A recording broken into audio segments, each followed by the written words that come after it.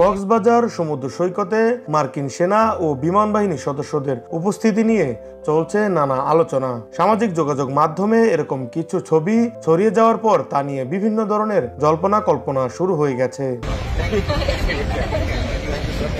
খোঁজ নিয়ে জানা গেছে, একটি প্রশিক্ষণের জন্য মার্কিন সেনা ও বিমান বাহিনীর সদস্যদের একটি দল বর্তমানে কক্সবাজারে অবস্থান করছেন। গত 18 মে প্রশিক্ষণ শুরু হয় এবং 4 দিনের প্রশিক্ষণ শেষ হয় বুধবার।